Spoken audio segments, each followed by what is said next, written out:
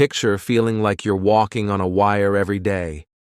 Dealing with someone who never seems to understand or acknowledge your point of view can be like trying desperately not to fall into the chaos below.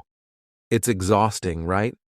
But what if I told you that the ancient philosophy of Stoicism holds secrets that could change how you deal with these difficult people, helping you keep your balance and your peace? Today, we're going to talk in depth about how to communicate. Let's break down these techniques together using an old saying that teaches us how to react with clarity and strength. If you like the ideas and plans, we're going over here. If you're here watching this, you're not like everyone else. You're an exception who wants to master not only the situation, but also themselves.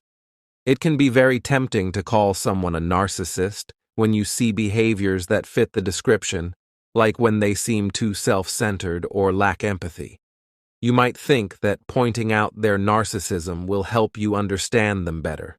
Marcus Aurelius once said that people are more upset by their judgments about others than by the things that happen to them.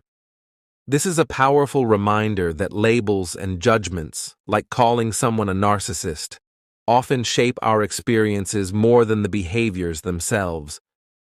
Labeling someone doesn't help them become more self-aware or change how they act. Instead, it's likely to make them defend themselves and become aggressive. This view is supported by science. Carl Jung famously said that everything that bothers us about other people can help us understand ourselves. This means that our reactions, like our desire to label, say more about our own triggers and boundaries than about how to help the other person. For example, calling someone a narcissist can stop the conversation because they may retaliate or shut down completely, which is not what you want if you want to improve the relationship or foster unhappiness. A Stoic would tell us to instead focus on what we can change, our own actions and responses. Epictetus said that men are troubled not by things themselves, but by the ideas and principles they form about those things. When you avoid labeling and instead focus on handling a situation with knowledge and distance, you make room for more positive interactions. Also, going into interactions with a detached mindset doesn't mean you don't care. It means you are practicing resilience and keeping your inner peace. As Seneca said, a mind that is worried about what will happen in the future is miserable. By focusing on how you can interact with the other person effectively instead of trying to change them, you can maintain your serenity and effectiveness. In practice, this means having conversations. Instead of accusing or naming, talk about how certain actions make you feel. Aristotle believed in the golden mean. Finding the good balance between two extremes is important. In this case, that means being honest while also controlling your emotions. This way of doing things allows for conversation and growth without the barriers that labels can make. To sum up, remember that being wise means picking your words carefully and focusing on actions that bring people together instead of dividing them. This way of doing things is in line with both Stoic theory and the best practices recommended by modern psychology. It leads to better relationships and inner peace. As the saying goes, focus on what you can control and let go of the rest. This is especially true when dealing with interpersonal conflicts with someone who may be distorting reality to control the situation. It's important to understand the dynamics at play when accusing someone of gaslighting, especially if they have narcissistic tendencies, because it usually won't get them to admit their behavior or change their ways.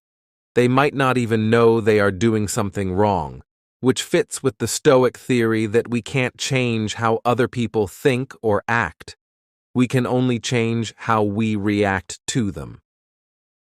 Epictetus was smart when he said that we have 2 ears and 1 mouth, so we can listen twice as much as we speak.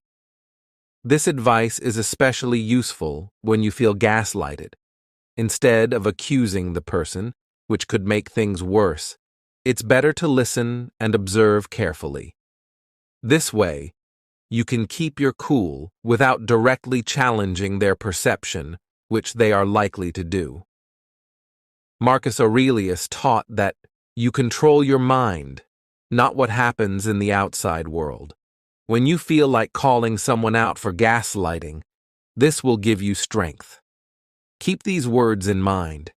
Your strength is not in persuading someone to change their mind about manipulative behavior, but in staying true to yourself and your point of view. When someone is charged, they often become defensive, which leads to more manipulation or conflict. Focusing on keeping your own mind clear and emotional balance is also important from a psychology point of view if someone is being manipulative, or even more so.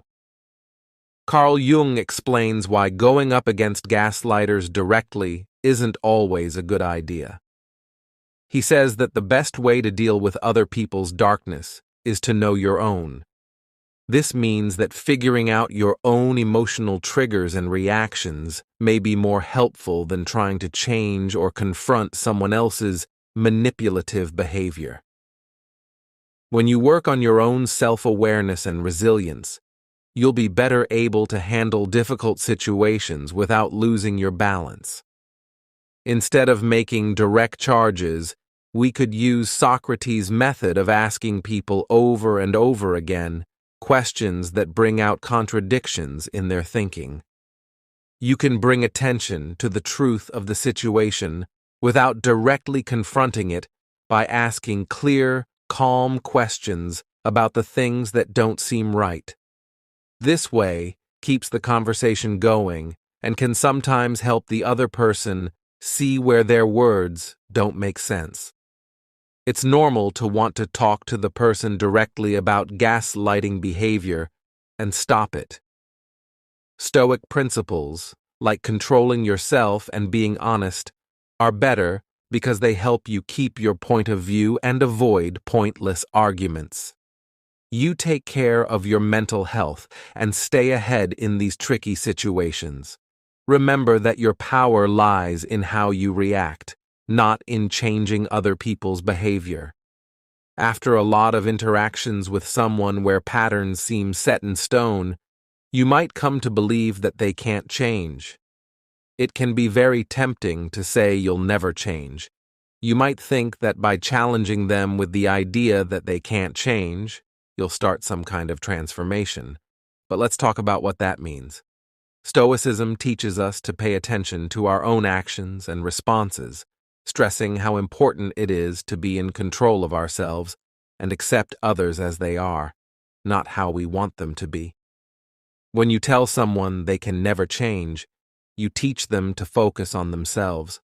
Not only are you blocking their growth potential, but you're also tying your expectations to a fixed view of their character. This can create a self-fulfilling prophecy where both parties act as if change is impossible, which blocks any chance for positive growth. Also, telling someone they will never change can make them defensive or hostile, which could make them act even worse as they It doesn't mean you stop hoping for the best or encouraging positive change. It just means you do so without caring about the result. You can support and inspire change through positive reinforcement and setting a good example, not through criticism or bad predictions. The Stoic idea of impermanence also reminds us that everything can and often does change, though not always when we want it to, or in ways that are clear at first glance. If you keep an open mind about the possibility of change, you are more in line with this principle. Keeping your inner peace by setting realistic goals is important. If you feel compelled to talk about someone's behavior because you think they won't change, focus on specific actions or situations instead of their overall character.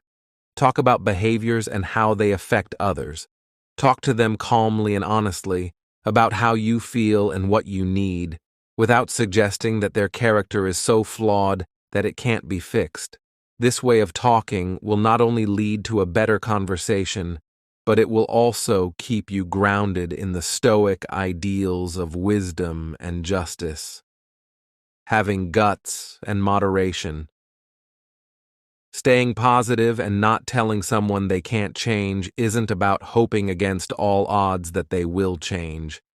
It's about having a realistic, balanced view that lets you and others grow and change without getting emotionally involved in the outcome. So, you can handle any new scenario with clarity and skill, following the Stoic ideal of living in harmony with nature, which includes our own nature and the nature of those around us. Talking about forgiving, especially when it's not present, is tricky, especially when narcissistic behavior is present. Stoicism teaches us to deal with these kinds of scenarios by focusing on inner peace instead of showing anger or forgiveness on the outside. Marcus Aurelius once said, "Be tolerant with others and strict with yourself." This means that forgiving someone isn't always about what they did, but about how you handle your own acts. For moral and peaceful reasons, telling someone you don't forgive them usually makes things worse instead of better. It can cause more arguments and keep people feeling bad on both sides. Stoics, who were influenced by Epictetus, say that what happens to you doesn't matter as much as how you react to it.